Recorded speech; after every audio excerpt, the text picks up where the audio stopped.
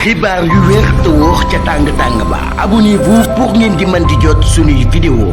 mbégteeg bànneex la ñuy am yéen ñi nga xam ne yéen a ñuy topp ci chaîne bii di Buzz 221 HD ni ñu koy defee saa su ne rek di leen indil ay xibaar tey nag ñu fas yéene ñëw def ab jàngat bu ndaw ci confrontation bi nga xam ne nag ni ki démb doon na am foofii ci 2STV kii di Bijou Ngoné doon ko amal moom nag ginnaaw bi ñu invité ki nga xam ne moom moo di Cheikh Yérim Seck yëkkati na ay kaddu comme na mu ko daan defee ci campagne de manipulation bi nga xam ne nag ci la daal di nekk moom Cheikh Yérim Seck moom daal la mu xamle moo di ne ki nga xam ne ñi nga xam ne ñoom ñoo di waa Pastef amuñu projet alors que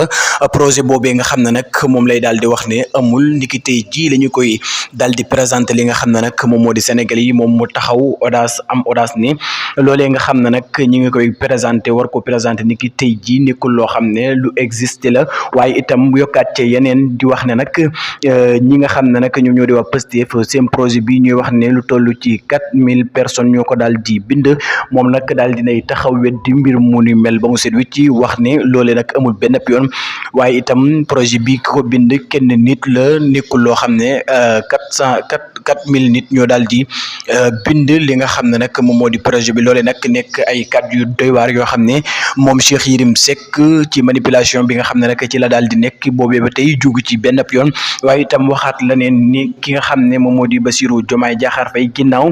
bi nga xamee ni fal na ki nga xam ne moom moo di Mimi Touré kii di Ousmane Sonko kontaanu ci benn yoon loolee nag nekk ay mbir yu doy waar yoo xam ne nag moom Cheikh Yérim Seck dañul ba tey di def li nga xam ne nag moom moo di campagne de manipulation bi nga xam ne nag moom lay daal di def ci li nga xam ne nag moom moo di penc mi waaye itam ci kanam li nga xam ne nag moom moo di sénégalais yi kii di Cheikh Yérim Seck daal moo di la mu xam ne daal mu nekk ay feni neen ne projet bi nga xam ne ñu ngi koy présenté nekkul loo xam ne lu am la